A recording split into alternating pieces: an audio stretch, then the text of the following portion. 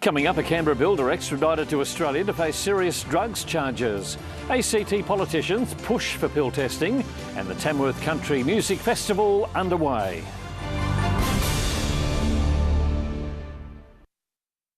Across Canberra and its surrounding regions, this is Win News. Tonight, Anglican leaders shocked as a clergyman faces a child grooming charge. A Canberra builder extradited from Serbia to face drugs charges, and an ACT minister admits to taking MDMA in a renewed push for pill testing.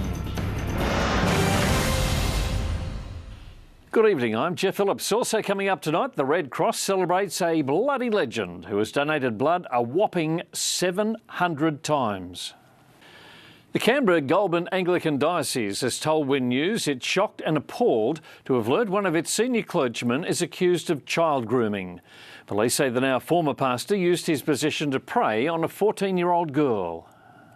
Brian Champness has run children ministries around the world. The case against Mr Champness has now been adjourned till April. In the meantime, he remains free on strict bail conditions. What we want to see is justice for all who are concerned. Michael Hammond, Win News. There are growing calls for more funding for Canberra Police after a new Productivity Commission report revealed the ACT now has the lowest police-to-resident ratio in Australia. There are 205 full-time operational cops for every 10,000 Canberrans, down on 5 years ago and well behind New South Wales figures. We'll be looking at what we can do to resource as best as possible ACT policing now and into the future. The Territory's work safety regulator says it's very fortunate that no one was hurt when a truck rolled on a Denman Prospect building site this afternoon. WorkSafe says the medium rig toppled as a remotely controlled vehicle loading crane attached to the truck was being used to unload materials. An investigation tonight is underway. An ACT minister has admitted taking MDMA in his youth as part of renewed calls for the New South Wales Premier to rethink her opposition to pill testing. 5 people have died of suspected drug overdoses at music festivals in recent months. A fresh contribution to the ongoing debate about pill testing at Australian music festivals. Emma Groves, Win News. Police have been deployed across the state, bolstering traffic and highway patrol numbers ahead of the Australia Day long weekend. 33 people have died on New South Wales roads already this year, with police warning they will be out in force. So whether you're driving on the major thoroughfares, on the highways, or on the back roads or in little country towns, we'll be there.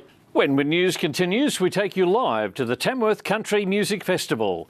And Canberra gets ready to go cricket crazy, with tourists expected to flock to the capital for its first ever test match. Jindabyne country crooner Brad Cox is making hay while the sun shines. The winner of last year's Toyota Starmaker competition will take the stage for one show only at this year's Tamworth Country Music Festival. A festival that's drawn artists and fans from all over the country to Australia's home of country music in hot and very dry conditions. Win reporter Christina Prentoska is there. Christina, it's all happening in Tamworth right now and it's only going to get bigger over the next few days. What does the festival mean to the region? Well, there's no shortage of country music fans here in Tamworth, with thousands enjoying various events and performances from a number of artists. Now, that wasn't the only thing that's been happening. Festival goers achieved the world record for the most people doing the heel and toe dance at once. So we'll just have to wait and see who's going to scoop up some of those awards. Back to you, Geoff. In a week's time, the heart of Canberra will see an influx of people as the second test against Sri Lanka begins at Manuka Oval. It's the first time the nation's capital has hosted a test match. Hotels and businesses are preparing to cater for heightened demand.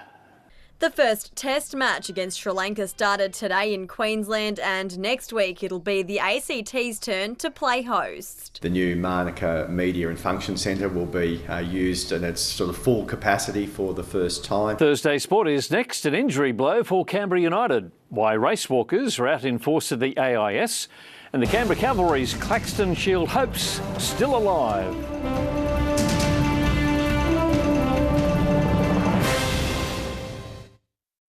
This report brought to you by Harvey Norman. What's better than the sale? It's mates rates time at Harvey Norman. In store and online now. The Canberra Cavalry's Claxton Shield hopes remain alive after a 5-0 win over Melbourne in the ABL's first wildcard game. Pitcher Frank Gailey led the way for the visitors, giving up just 2 hits in his 7 innings. A late call-up in place of Steve Kent, Frank Gailey started strongly on the mound for the Canberra Cavalry. CAITLYN, CHALMERS, Win News. The UC Capitals are just over 24 hours away from stepping onto the court of the AIS Arena for the opening game of their semi-final series against Perth. Mariana Tolo and Kelsey Griffin will play major roles for the side in the clash after making remarkable comebacks from serious injuries. She's been one of the UC Capitals' best this season, stunning the WNBL with her performances. That is Thursday Sport. Chris is here with the weather, and the extreme heat is set to return. That's right, Geoff. Temperatures will be back up in the very high 30s for the next couple of days, and I'll have the details after the break.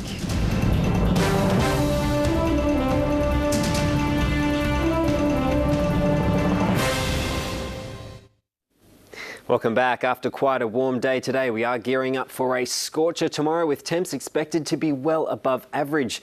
I'll have more of that in just a moment. Tonight's weather photo is from Graham.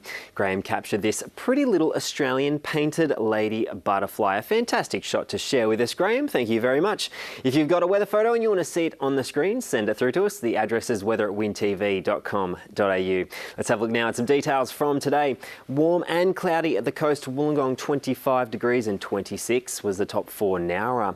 Further south we had some similar conditions. Bega 24 degrees and 23 was the top for Merimbula. Looking inland now, partly cloudy in Cooma today and northwesterly winds gusted to 46 k's in Thredbo. And towards the ACT, a bit of rainfall of mention in the 24 hours to 9 a.m. this morning. Tuggeranong Creek picked up 34 millimetres and Curtin saw 20 millimetres.